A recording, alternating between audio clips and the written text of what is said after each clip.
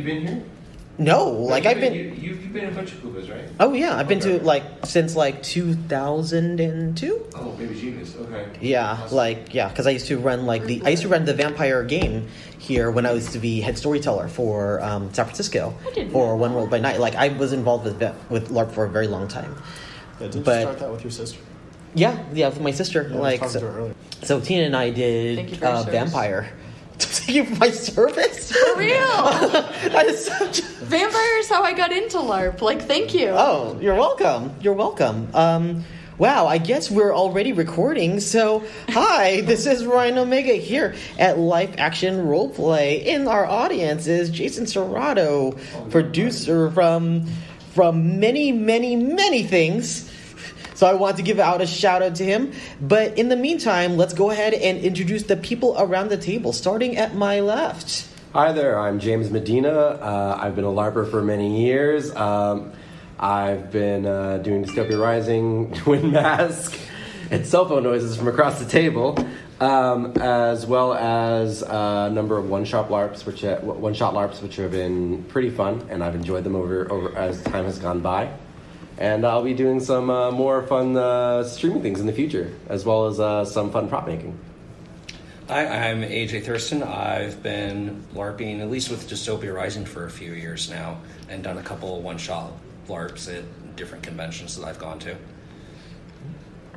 Hey, my name is Ashley Bargenquast. I say that I'm fairly new to the LARP scene still. I've been LARPing for about 2.5 years, mostly Vampire. I storytell for the SF Alliance Chronicle of Maelstrom, and do one-offs as well as love deeply Dystopia Rising NorCal. Hi, I'm Alex Weber. I've been a LARPer for around 2 years now.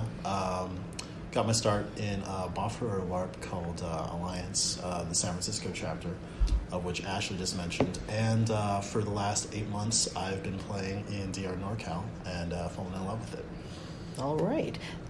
Now, does anybody have any shout-outs that you want to give on the podcast? Anybody can go anytime. Dystopia Rising. NorCal. And the NorCal chapter. We should shout out the directors, Kai Norman, Jason Doyle, and Tobias McCurry. Yeah, and shout out and love to my co-hosts Kai and Sin, who are not here at Kublacon. I also know that Kai and Sin are both very busy doing, this is Memorial Day weekend, so we all can't all meet, but I just happen to be here. We'll be visiting some old friends and recording with some new friends. So much love to my partners Sin and Kai. Love you very much. And absolutely, I'd like to just shout out my Alliance FS SF has taught me so much, and Greg Rudy is actually the lead storyteller, and it's his last season this year in his chronicle. Aww. And it has been absolutely incredible working under him. And in addition to being an incredible storyteller, he's an incredible artist, right? He makes leather work, and so I wanted to shout him out. And I am so embarrassed that I can never pronounce his shop name. Do you know how to say it? Asphodel's Attic? Asphodel's Attic. He just makes absolutely incredible wear that I am getting a new rig for that you guys will be seeing possibly at DR. Cool. So Asphodel's Attic. I think it's A-S... No, I can't do it. I feel like it's A-S-P-H-O-D-E-L? D-E-L, yeah. I think that on sounds Etsy. right. I would say it's that, but check him out. All right. I'm going to make a shout out to someone who isn't necessarily in the LARP scene, but someone who I appreciate his work. His name is Brandon Leon Gambara. He wrote this game called Pasión de las Pasiones, and it is a telenovela playbook. And of course, my cast and crew at Blank Slate. Oh my God, you guys are freaking amazing. All right, so for the topic for today, while we are here at Kublacon, we're going to talk about LARPs at conventions. And a long time ago, I used to be the head storyteller for the San Francisco Chronicle of One World by Night, and so I've had experience running a couple of con games, and it's a very different just format, being able to run essentially a group or network one-shot it's not even a one shot, but a network game for like at the time it was like over 200 people and trying to deal with the expectations of all those people. And for me, like it taught me a lot about producing, but it also taught me a lot about creating the space for people to be able to role play their particular storylines in a very grand space like a convention where people can come from all over. And Kublacon is definitely one of your top tier gaming cons in the West Coast. So what is everybody else's experiences in con LARPing, if anyone can go? From general conventional experience, yikes. I've largely been doing Pathfinder and Dungeons & Dragons for a long time, which are as LARP adjacent as you can really get. I've also played a number of Starship Valkyrie games, which is terrific fun. It's a very Star Trek setting, and it's very sit in your chair and you everyone figures out the solution to a problem, and it's terrific good fun that one. Right, so you'll like pretend to be like officers on a starship? Exactly. Oh, that's awesome. And over time you get more experience as time goes by, as more essentially seasons of this show of Starship Valkyrie goes by, you become more effective as your character because you have a character sheet. Oh, that's cool. Does anybody pull the Captain Riker move in this game? Oh, Do they I'm get positive. any advantages I'm positive and bonuses? considering that most of the chairs that are available at conventions are these armless chairs that you can just like, especially for the taller people, that you can just get over real easy. Anson's pointing at himself right I now. was going to say the tertiary character that I play is my Trek TV along with James, and I have made sure that I sit in with each character. I sit in entirely different, and he always goes I always go over the back of the chair, and when I stand back up, I swing my leg back over the chair. Okay, I want you to do this right now, even though we will just we'll narrate how you sit in this chair. Okay, standing up. All right, standing up. Swung the leg over And- the back of the chair. Wow, It's that was amazing. It's really a power move. practice, man. yes. that requires some flexibility, and that's a horse dance at the I have end. one character that sits normally. As someone who is vertically challenged, that's incredible. My experience at cons, if you would, actually, the reason I even attended Kublacon for the first time was because I was playing Vampire, in San Francisco, but Berkeley Chronicle technically. And when Gather was at Kublacon, there was no way I was missing it. And it's really incredible because it's as you know, a parlor LARP, but when you bring it to a convention space, it really ups that game because suddenly everybody is paying to be in the space, even if they're not paying for the LARP specifically, which ups everyone's commitment. And it's way more immersive than many of us get at that parlor LARP because we have a private space where everyone is in character. And so having that opportunity to take a less immersive LARP and put it in a more immersive and more intense space has always been incredible and why I love convention LARPing. Okay, I haven't done a lot of like Vampire and stuff like that, but is there for like the normal monthly games, is there a limited number of seats? I don't believe so. So, because that's the big difference with LARPs and cons is there's usually a limited number of slots. So if you get that slot, you feel you fought to get in there. You earned that spot. So that probably ups people's commitment. I would say that depends on the convention and the rules of that convention. So, for example, it might be dependent on the maximum capacity space of that particular room. But usually, One World by Night Chronicles here at the con are outside at the pavilion tent space. And that tends to be a much bigger venue for everybody, and not everyone is seated. So, and I know that game has been pretty large, like since forever. It comes and goes and it fluxes, but because it's a network game and it's a big game in the network, people do fly out from other places just to attend this game. Gotcha. A lot of the one-shots I've been at this convention and other conventions will have maybe 20 slots, and that's it. There's only 20 pre-written characters. It's a one-time story, so they haven't added any additional characters to that, and they can't on the fly. So, I was going to ask, what is your experience with one-shot LARPs? Because I'm not I actually don't get to play many of them here. So Joe, and I always get his last name wrong. I want to say Parzanas. He's helping coordinate some of the LARPs here. He coordinates all the LARPs down at the convention I work down in San Luis Obispo. He used to run one or two, because ours was, again, another once-a-year convention, and he would run one or two LARPs, and he would write them, and he would have a certain amount of character slots, and it was...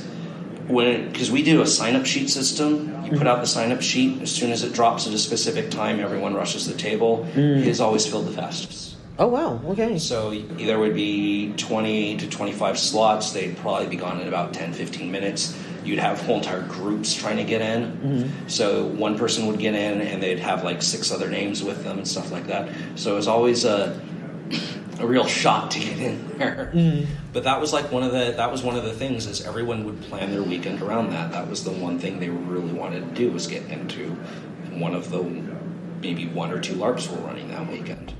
Nice. Now, Alex, I know that you have yet to play a convention LARP, although you have had experiences in LARPs in other places. Right.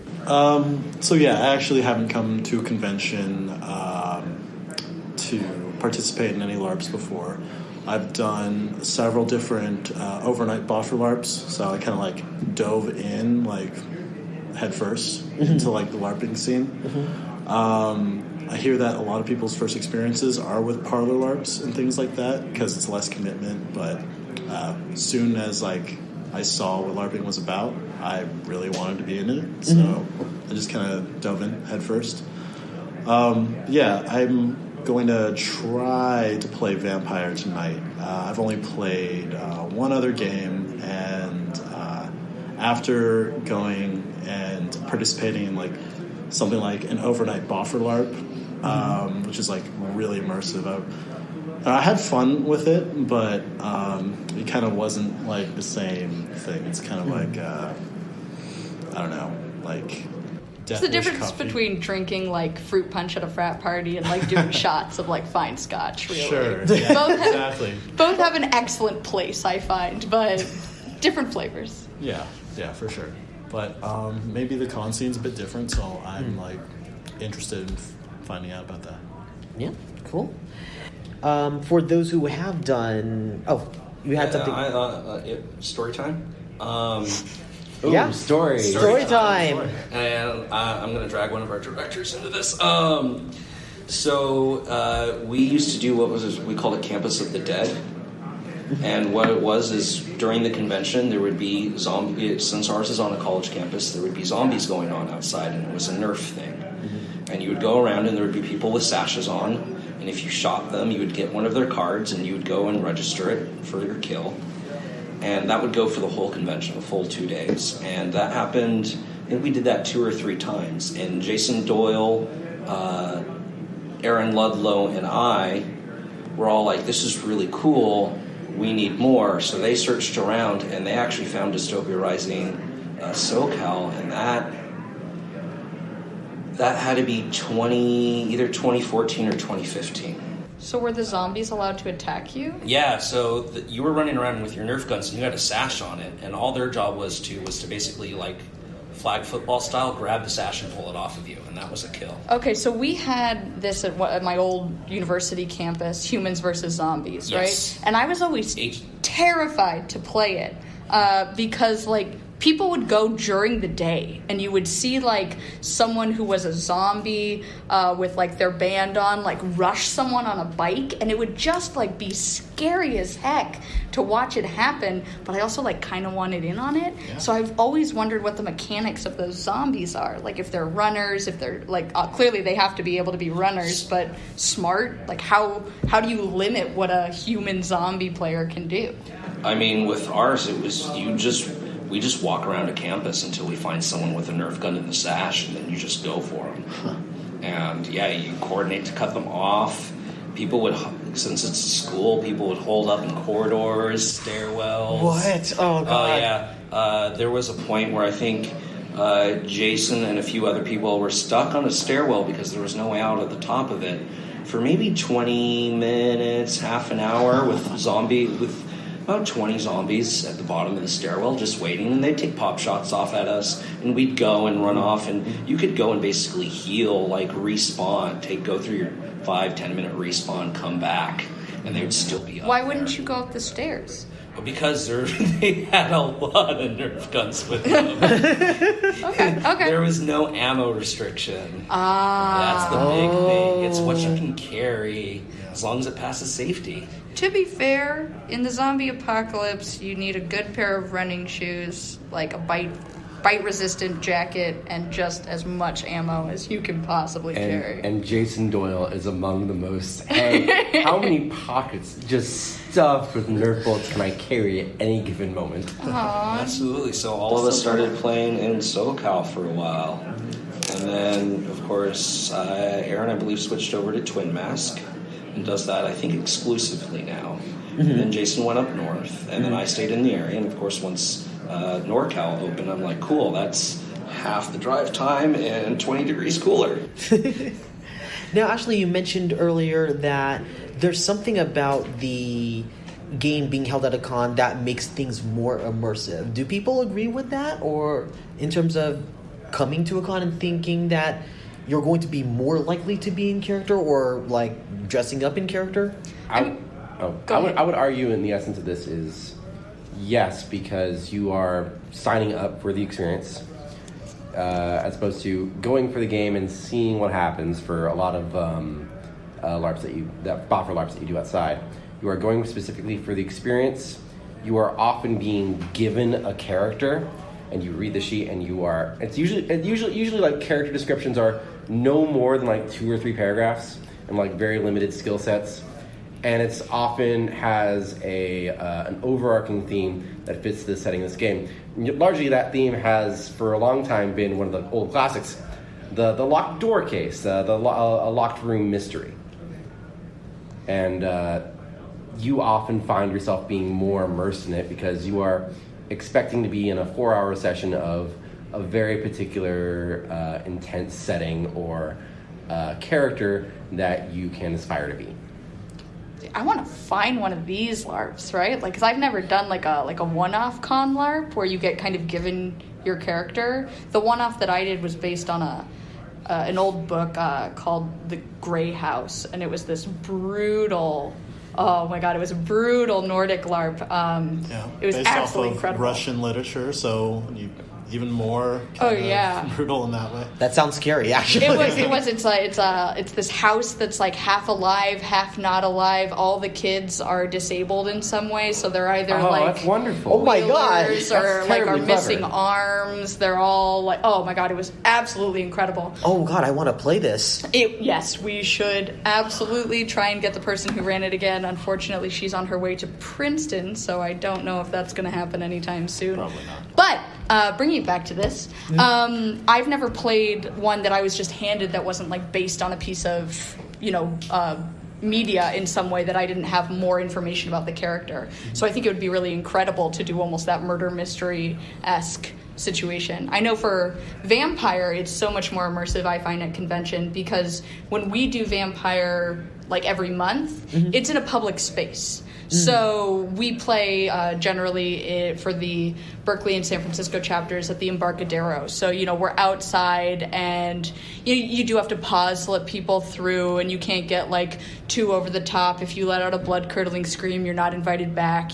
So it's one of those that once you come to the convention, you have a whole space where nobody is in there who isn't playing. You have people who, everybody is actually in costume. You have more special effects makeup. You have more, just commitment to it, because there is a space, there is the time, and there is that just availability that isn't available otherwise, for at least the way that a parlor LARP played in a public space is. So maybe a parlor LARP played in a private space wouldn't have as big a difference, but I know that the private versus public space is huge. Okay, I see that now, because if you do too much makeup, you start just Joe Schmo walking down the street is a little like creeped out. Right. I mean, Absolutely. We all have a friend. Her name is Emily. not going to say her last name just in case. But she does fantastic Nosferatu makeup. Mm-hmm. And she's actually currently getting ready. She's spending 2 hours on it. She's doing like full chest pieces, arm pieces as well. Because they're supposed to look kind of disgusting and like their flesh is like rotting a her bit. character is amazing. Literally, she has the flesh dripping off of her face. But yeah, she actually took a car out here, and 2 Uber drivers actually looked out their window and canceled the rides because of how terrifying this is. Wow. And like that just allows it. Mind you, she does that makeup even for monthly. Yeah, Not as intense, Right. but she still does it because she's so extra, and I love her so much. But yeah, she, like I think it was a quote. I was talking to her boyfriend earlier about how much time she was investing into it, and she was like, yeah, she's spending a lot of time in it, but she says that it's worth it because this is the event that happens once a year. So I think Draws more people. So it's, I think people up their ante even makeup and costuming wise because it's such a big event. It's funny because most of the one shots I've done, no one's really in costume because you don't know what you're going to be dressed as. You're handed the character when you walk in the door, but that also makes it super accessible to everyone. Yeah. That's true. So I think that'd be a difference between like the one-off convention LARPing versus like kind of the big event for ongoing national event convention LARPing. Because I mean, any kind of big event, whether or not that was like Uprise that just happened for DR, or the Gather at Kublacon that happens for One World by Night every year. All the different conventions. Glitter and Gloom that happened on the East Coast recently. It allows that kind of cohesion that I think makes a world seem so much more like a world because you're meeting people who are living in this world that you spend time in, but somewhere else. So like I got to meet my character in Vampire, got to meet my like mentor's sire, and it was suddenly like, oh, history exists and continues. And like I got a message earlier today like, oh, Daddy's here from like my mentor because he's in town for the LARP. So it's just really an excellent experience. But I do want to put that caveat on what my convention LARPing experience has been. It hasn't been these kind of one shots, which I really want now. I mean, it sounds like it's best for everything. It helps everything. It makes it available to some people who are like, well, I don't have any board games right now. Sure, I'll try a LARP. I mean, that's one of my first one-shots. First one's free. Part of the fun of it is that, in a sense, when you're giving your character, you're like, oh, I've never LARPed before, I don't know what to do. 9 times out of 10, when you're giving these character sheets, like, hey, this is your character's goal, and like, this is something I can immerse myself into. Gives you a clear definition of what to do. Having a goal is so good, or having direction. I know I've even had just like a really good murder mystery party can be the same way. And you can take risks because you're not trying to protect this character to live to next You don't month. care. Yeah, it's risks so are good. You learn so much about yourself and other people when you take those risks. Strong narrative choices. Yes. So we seem to be talking about some ideas or some suggestions for people who want to try LARP at a convention, which seems to be very accessible because if you're not sure if you want to try it, you can just jump right into one of these LARPs. I think just looking at the program for Kublacon, there were about, I want to say, 15 to 20 LARPs. You mean this? Oh yes, thank you. Page 50. What's being brought out are the Kublacon planners, and they are very, very hefty, and they have very, very small writing. Oh yeah, that Yes. is two pages. So let's take a look. How many do we have? 16? Wow, that's pretty good. Oh, wait. Technically, this last one's 3 times, so let's make that 18. So it is literally between 15 to 20. Yeah. Because I think I remember Kublacon very early on, around 2002, 2003, when I had been a storyteller for San Francisco, and I think there were maybe 4. and LARP has definitely gotten bigger. And what are you sighing at? Oh my Ashley? god! What? I'm just reading through this, and there's a Jane Austen ball LARP, and I just didn't know and left my ball gown at home. Oh no! Tragedy. Mr. Darcy is going to be so disappointed. I know. His white rippling shirt is going to be so wet. That was a Jane Austen joke Wow. for everybody. I'm right there with you. I am right Wow. there with you. And I just love that what it is it looks like they are two technically free-form LARPs happening at the same time. Dancing and drama gentlemen, dancing and drama ladies. And it's lovely because the first sentence is always that it's for those of any gender who wish to play a hero/gentleman, or those of any gender who wish to play a heroine or lady. Nice. But it's like just taking a look at what the lineup is, I can only imagine how large my suitcase could have gotten. We could be in a ghost court. Trial of ghosts. A lot of these That's are actually- very, I very was like, funny. what? I think that this is a great way for people to get into LARP. I always say, because I mean, after helping run a LARP, I'm always like, we need more NPCs. So like NPCing a LARP is a great way to get into it. Mm-hmm. I think that's a really nice way to get a taste so that you can see what a world is like, see what's necessary, get a taste for the mechanics. But I mean, jumping into a one-off at a convention sounds like an amazing way to, get the taste. What other advice would you give to people who are curious, LARP curious, and want to try a LARP at a convention? Do it. Besides doing it, No, that's the most eloquent way I can be. is to free yourself up to this. Like, a lot of these are, in essence, in a genre, is to pick a genre that you are fond of and immerse yourself in that, because that is a good way to flow into it sideways. It's like, for example, like a lot of people wouldn't be into one particular genre but might be into another. So if you're not into a funny type of parlor LARP, which is only around for a few hours, or you want something more dramatic, you have a wide variety of choices to pick and to really determine what your tastes are as a LARPer. Absolutely. I think the biggest thing about trying LARP is to know that, like, there's no way to really embarrass yourself at being too into a LARP. Like, everybody's stoked about it. Because one of my first characters was this, like, gum chewing, like hair twirling, obnoxious Brooklyn kid, and like I got shout outs just because it was like, way to go with an American cliche in a vampire situation. Like, everybody's a European badass, and here's this just like American kid, and just like play to a trope and just have a good time doing it, and worry about getting like an in-depth moody edgelord character later if you want. Like, don't worry, it's just about having a good time. And I mean, if you don't mind being talked at, never worry about asking. LARP kids love talking about LARP, and we will continue doing it if we're given an Are opportunity. you saying we would like sit at a table or something? and I don't know if we talk- would want talk other into a people to microphone? listen to what we're It's saying. weird. We definitely don't want to do this in front of a microphone, and do not recommend. Part of the joy of it is that you are there because you signed up with it along with everyone else in that situation. And it's for a short period of time. Everyone is invested in this one particular story. There's not factions of people who are out there for like 8 hours at a time, like, we're not really interested in your stories. We're kind of more interested in doing our thing. No.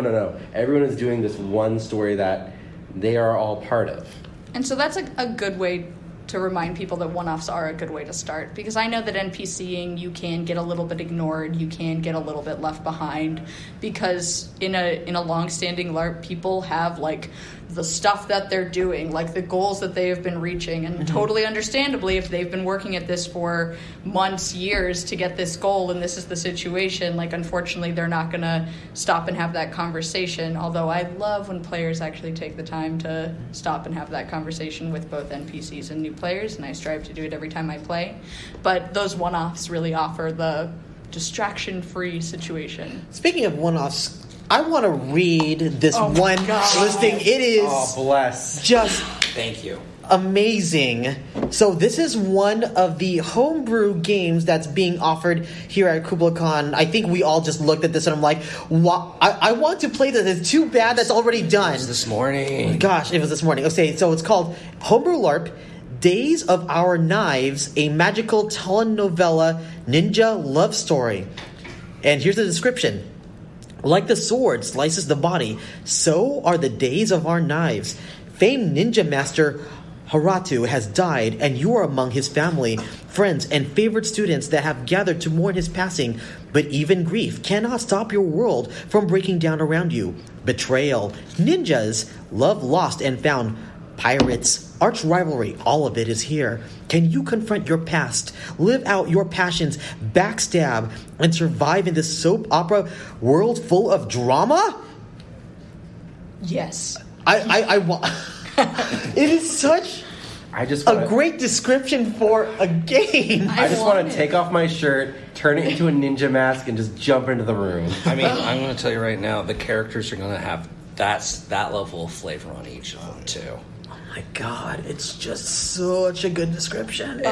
It seems really fun. Yeah, and I'm going to point out the one thing I've learned is you don't have to worry about how well am I going to do, because there is no winning, there is no losing in these things. Yes, your character has a goal, but usually, like the ones I've always done, your goal is not what's really happening to your character.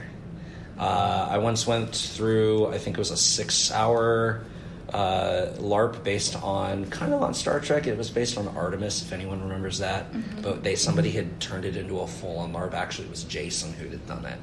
And you mean based off of the program Artemis, or is it yeah, separate? we were running Artemis in one room. Oh, okay. Oh, wow. While the 6 different species were meeting on the ship to talk about who had rights to a planet. Meanwhile, someone went down to the planet and found an alien, some sort of like demigod robot that had its own goals being played by a person. It wasn't just an NPC. So everyone had these different goals they had to find out. And I was trying to keep the ship safe. And like I had my adopted father who's he's actually running games downstairs right now. I found out he is the person who had actually destroyed my home world. Like it's all these different things. Like because at the end they got us all together and like, okay, so what was your character? Okay, and what was your goal? Okay, and you'd go through that, and somebody else would then reveal a secret about your character. Oh, it's so good. But there's no real losing. There's no winning. As long as you're having a good time, you're winning. It's really just having a good time because something's going to happen and you're going to be like mind blown. I don't know how many times I've had conversations with friends about like how we can do this or how we can achieve this economic goal or what it would look like to get all of our stuff. And it's just like, you know what? Yeah, we could all spend X amount of time farming and then crafting and then trading and then doing, but like, let's just have a good time. Like my win condition is enjoying myself, and I am not doing that at a workbench, you know?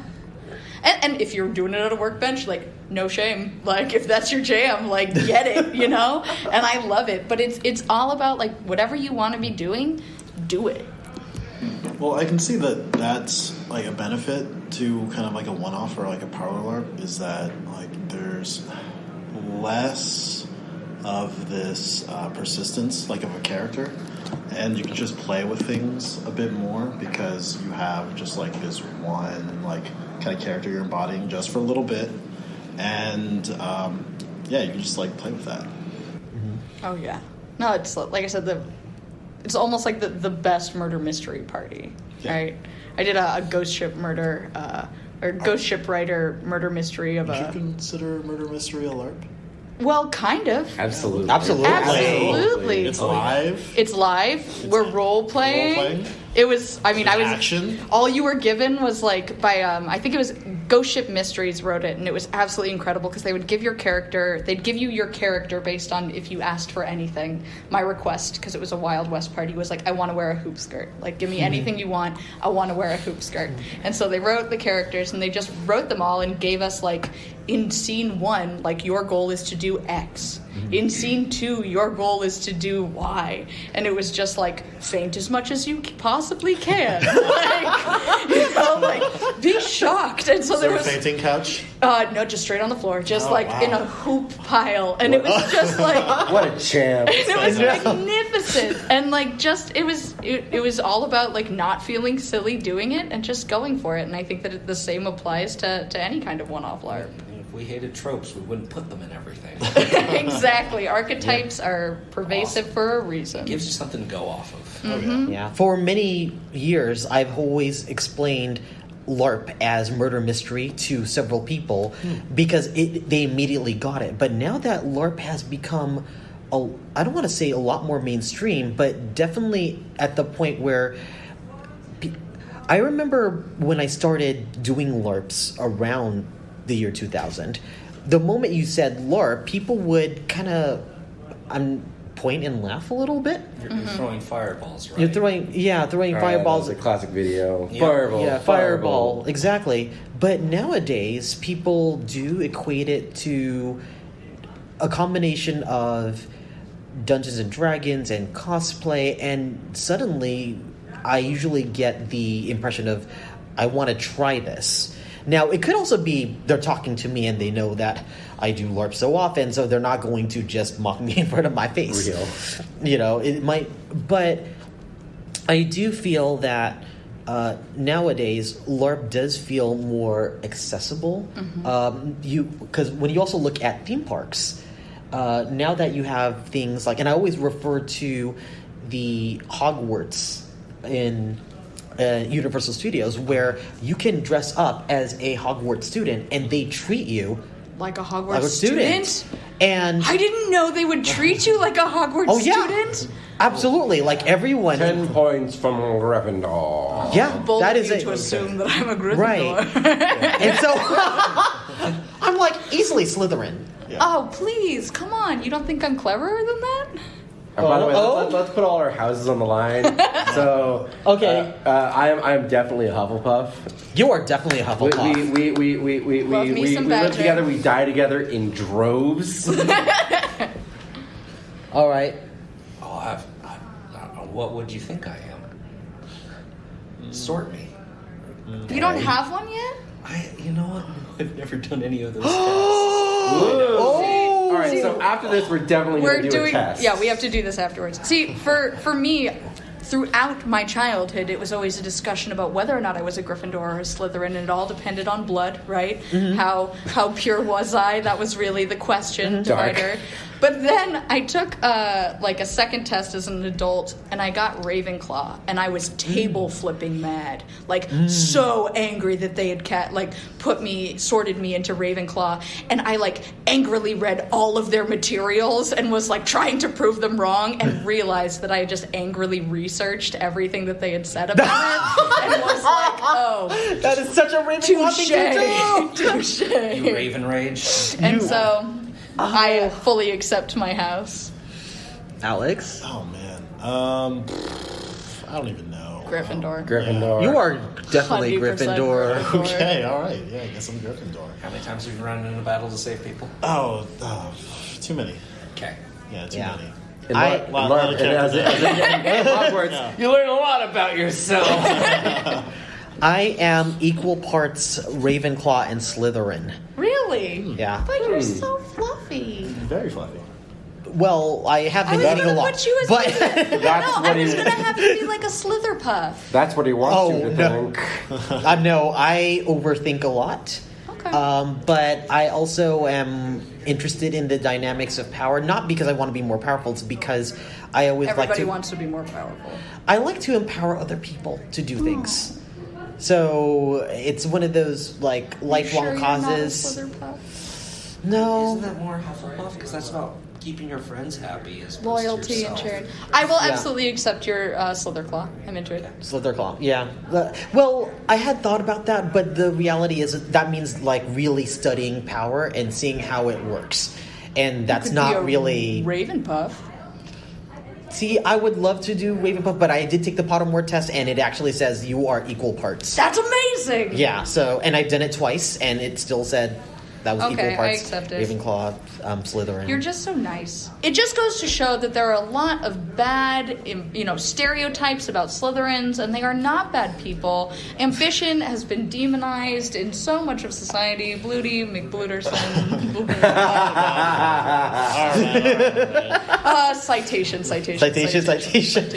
And that's Ravenclaw! why I'm this bill, so that everyone who says that we're bad is equally hurt. You said citation. Yeah, very Ravenclaw. Yeah, somebody's on Salazar's payroll. That's fine. I would absolutely love to be treated like a Hogwarts student. To bring that back, I want to do a Hogwarts or magical school LARP more than most things. Oh yeah, like Magiscola or that's what is the other one? I hate the College of Wizardry. Yes. Yeah, like the ones in Europe.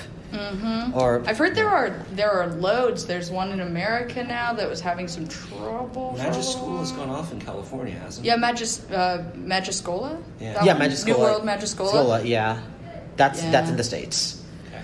Yeah. For a couple of years I now. want it real bad. Yeah. Mm-hmm.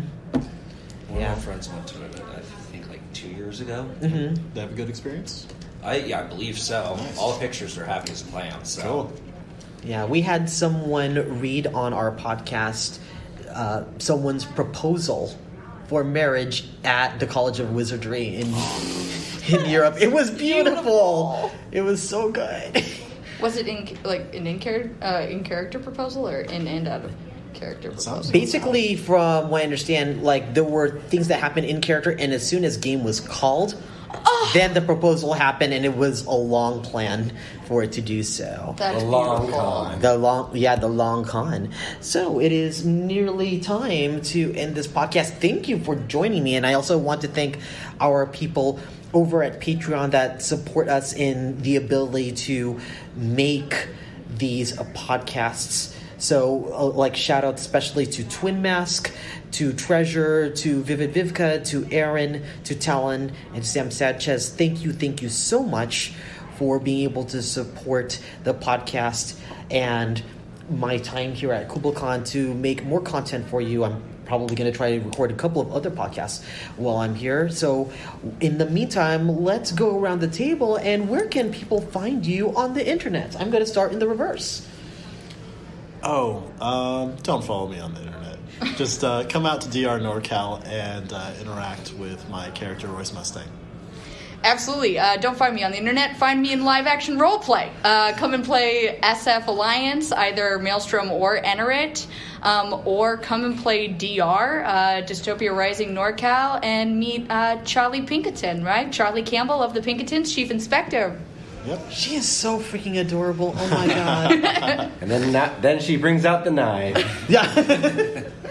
I do have an Instagram. It's just board games. That's all it is.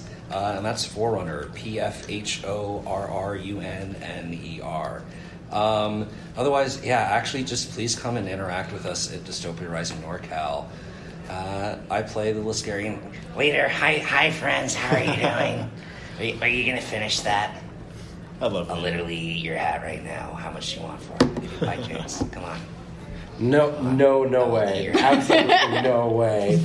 It'll make it more genre. I've actually bitten into the rim of my hat a little bit absolutely. just to give it just a bit of extra. Yeah. You can find me on my Instagram at James_comics. I write a number of comics, though I will be updating it with a number of announcements soon to come that you might all find pretty good. And before I do my intros, my friend Kaylee Bray is here. Hello. Hey, Kaylee. Hi. Hi. Where's the mic? Right here. It's Hi, right- guys. Yeah. She's a guest here at Kublacon this year. It's like, I'm so proud. Oh my god. Sorry. It's like my voice got really, really high because immediately after we record here, they're going to do a what are you doing here? I didn't realize it'll be What are you doing here? No. Bye. No, just describe like what you're doing here. I mean, I know it'll be like way after the event, but it's cool that you're doing this panel. Yeah, so the panel's about what's up in gaming and entertainment in Los Angeles specifically.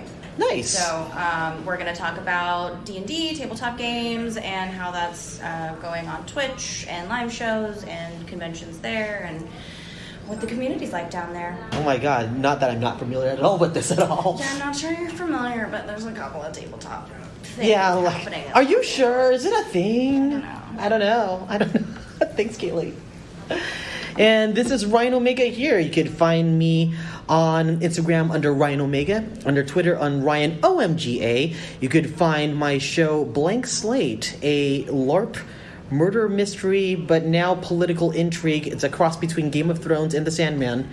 That is how it's described. That's amazing. It is a fun game, and my cast is freaking amazing, of which Kaylee is one of my cast members as well. And you can find that Tuesday evenings on twitch.tv/ScabbyRooster, and you can occasionally find me on the React channel of all places too. So Fine Brothers, nice. I know, Fine Brothers. And so again, thank you to all of our listeners, thank you to our Patreon supporters, and until next time, bye.